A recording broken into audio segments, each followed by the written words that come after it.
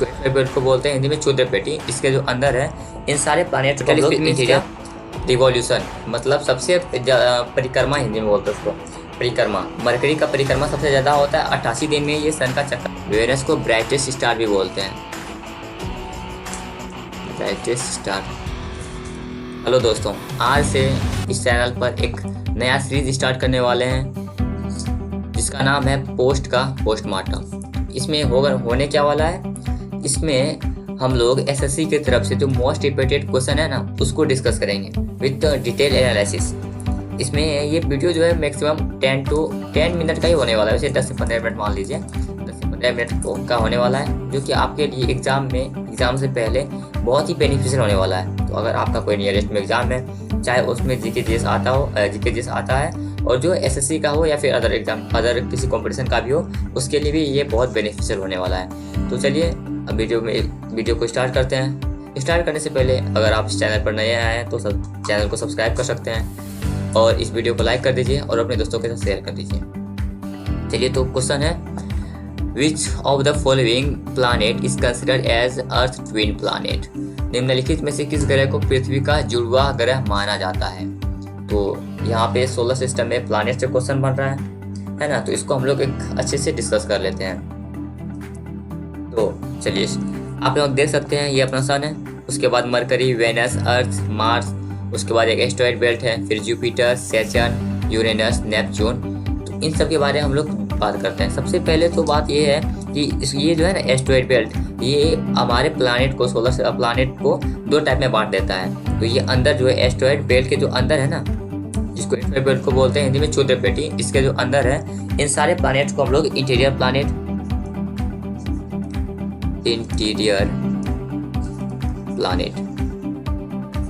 या फिर आपका हो गया टेरेस्ट्रियल प्लैनेट भी प्यार से बोल देते हैं, इंटीरियर प्लैनेट, टेरेस्ट्रियल प्लैनेट। ये तो हो गया इस एस्टेरॉयड बेल्ट के अंदर में जो है उसको हम लोग इंटीरियर प्लैनेट या टेरेस्ट्रियल प्लैनेट बोलते हैं। तो फिर ये जो बाहर है एस्टेरॉयड बेल्ट के बाहर, ये सारे जैसे कि जुपिटर, सैटर्न, यूरेनस, नेपच्यून, इन सबको क्या बोलते हैं? इन सबको हम लोग जोवियन प्लैनेट, जोवियन या फिर आउटर या फिर गैसियस प्लैनेट भी बोलते हैं। ये सब क्वेश्चन आ चुका है, इसीलिए मैं यहाँ पे लिख रहा हूँ। तो अंदर वाले को इंटीरियर प्लैनेट और बाहर वाले को जोवियन, आउटर या गैसियस प्लैनेट बोलते हैं। ठीक, अब इसमें क्या होगा, वैसे गैसियस प्लैनेट का अगर बात करेंगे तो ये दोनों ही बस गैस जाइंट है, गैस जाइंट, और ये दोनों जो है अपना आइस जाइंट्स हैं।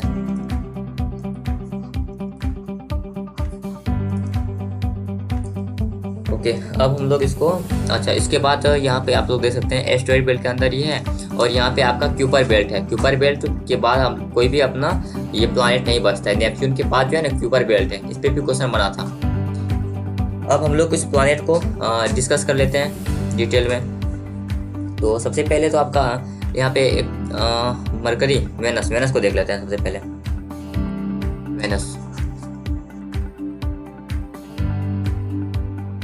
वेनस का सबसे पहले आपको पता होगा, वेनस को हम लोग क्या बोलते हैं?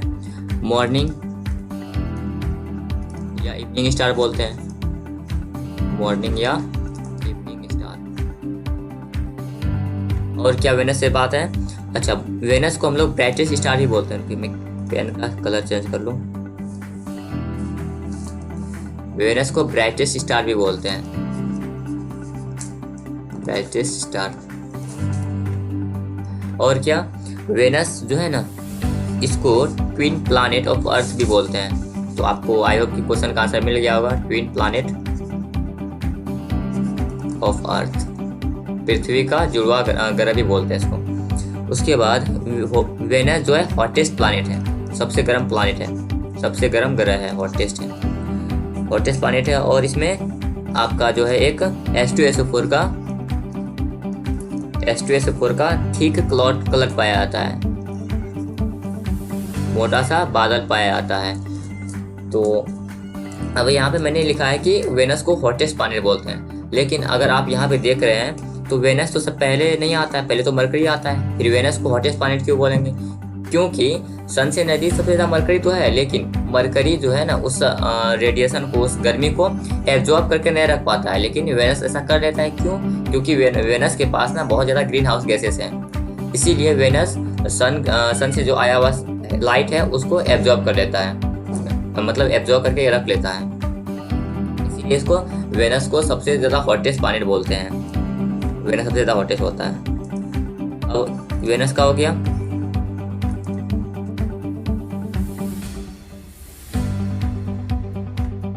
वेनस, उसके बाद मरकरी। मरकरी को देख लेते हैं अब। मरकरी से रिलेटेड हम लोग को क्या क्या फैक्ट याद रखने हैं। मरकरी से आप याद रख सकते हैं कि ये स्मॉलेस्ट है, उसके बाद ये क्या क्लोजेस्ट भी है। किससे क्लोजेस्ट है? Closest to sun, closest to sun. Sun के सबसे ज़्यादा, सूर्य के सबसे ज़्यादा नज़दीक में मरकरी है। और इसका जो है ना, क्योंकि सूर्य से सबसे ज़्यादा नज़दीक में है तो इसका सबसे ज़्यादा हाईएस्ट ऑर्बिटल स्पीड होगा। Highest orbital speed, okay, highest orbital speed होगा कितना दिन? 88 डेज का। ऑर्बिटल स्पीड मीन्स क्या? रिवॉल्यूशन, मतलब सबसे परिक्रमा, हिंदी में बोलते हैं उसको परिक्रमा। मरकरी का परिक्रमा सबसे ज़्यादा होता है, 88 दिन में ये सन का चक्कर लगा लेता है। मरकरी हो गया। अब अर्थ को देख लेते हैं। अर्थ का बात करेंगे तो अर्थ में सबसे पहले आपको याद रखना है कि ये ब्लू प्लैनेट है। अब ब्लू प्लैनेट क्यों है? आई थिंक इसका आंसर आपको आता होगा, क्योंकि यहाँ पे 71% वाटर ही है, इसीलिए ब्लू प्लैनेट बोलते हैं इसको। और क्या इससे ये सबसे ज़्यादा डेंसेस्ट प्लैनेट है। डेंसेस्ट प्लैनेट भी अर्थ ही है, सबसे ज़्यादा डेंस अर्थ ही है। और अर्थ हो गया ना। अब हम लोग एक जुपिटर को देख लेते हैं। जुपिटर, इससे रिलेटेड आपको क्या क्या फैक्ट्स याद रखने हैं। जुपिटर से आपको याद रखना है कि ये लार्जेस्ट आपका प्लैनेट है, सबसे बड़ा प्लैनेट जुपिटर ही है, लार्जेस्ट प्लैनेट। और हम लोग क्या याद रख सकते हैं जुपिटर के बारे में? जुपिटर के बारे में और एक चीज़ याद रख सकते हैं कि इसका जो है एक लार्जेस्ट सैटेलाइट है, सबसे बड़ा सैटेलाइट है जुपिटर का। मतलब सैटेलाइट में से सबसे बड़ा किसका सैटेलाइट है? तो जुपिटर का लार्जेस्ट सैटेलाइट। नाम क्या है फिर उसका नाम है गॉनीमेड। सॉरी, गॉनीमेड नहीं, इसको जेनीमेड बोलते हैं, जेनीमेड। और जुपिटर के बारे में और क्या याद रख सकते हैं? फास्टेस्ट रोटेशन है, फास्टेस्ट रोटेशन जुपिटर का ही है। देखिए आपको यहाँ पे देख रहा हो, यहाँ पे मैंने ऑर्बिटल स्पीड लिखा है, मीन्स रिवॉल्यूशन।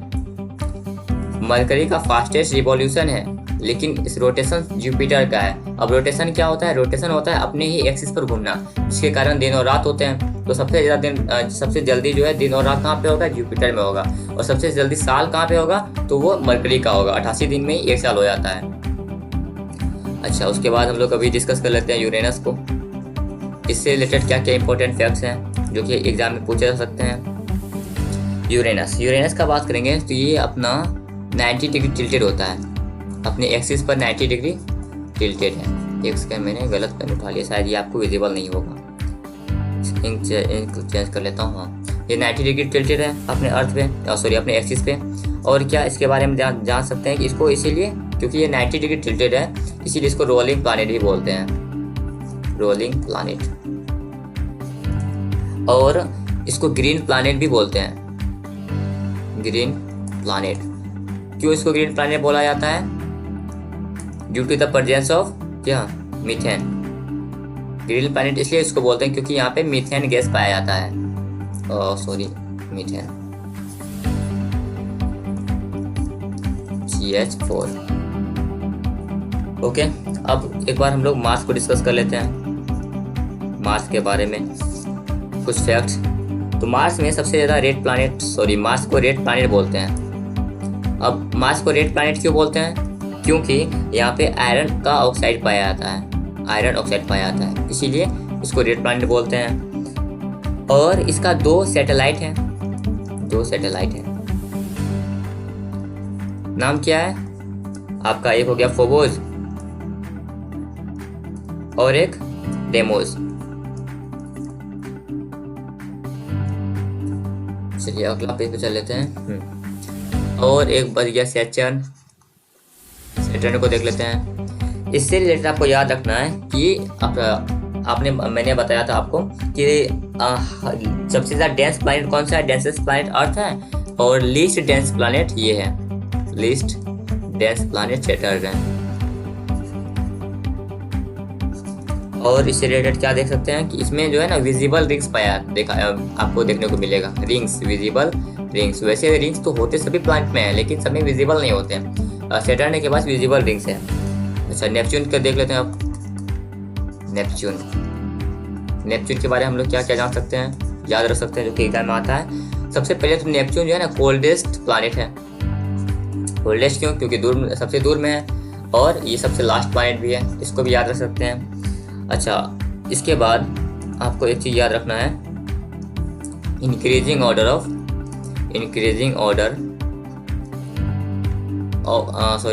साइज लिखना था मुझे यहाँ, इंक्रीजिंग साइज ऑफ प्लैनेट। तो सबसे पहले आपका है जुपिटर, उसके बाद सैटर्न, यूरेनस, नेपच्यून, उसके बाद फिर अर्थ, वेनस, मार्स और मरकरी। आप याद कर सकते हैं जे सन, ईवीएम, मशीन, M4 मशीन, जे सन, ईवीएम और मशीन, इसको इस तरह से याद रख सकते हैं। और हम लोग इसमें क्या डिस्कस कर सकते हैं और कुछ इसमें हम लोग देख सकते हैं। वो कुछ क्या है, इस पे जो है ना सैटर्न का एक आपका सैटेलाइट है जिसका नाम है टाइटन।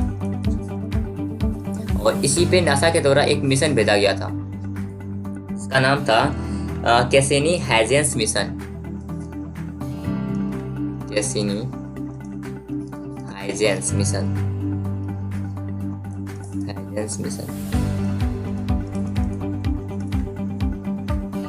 तो ये किसने भेजा था?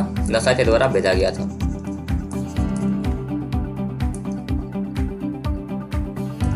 ओके, और कैसिनी ने इसमें, अब देखिए ये दोनों ना साइंटिस्ट का नाम है, कैसिनी और हाइजेंस। तो कैसिनी नाम इसलिए रखा गया क्योंकि इसने इस रिंग्स को डिस्कवर किया था सबसे पहले, और हाइजेंस ने क्या किया था, यहाँ जो ब्लैक स्पेस है ना रिंग्स के बीच में, उस रिंग्स के बीच में ब्लैक स्पेस है उसको डिस्कवर किया था।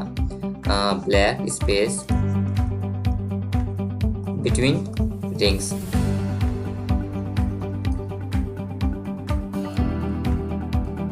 तो बस आज हम लोगों ने इसको डिस्कस किया है। इसी तरह इस चैनल पर हर दिन इसी तरह कोई एक ऐसा क्वेश्चन पकड़ा जाएगा जो कि मोस्ट रिपीटेड होगा, उसी से उस क्वेश्चन का फिर हम लोग एनालिसिस करेंगे।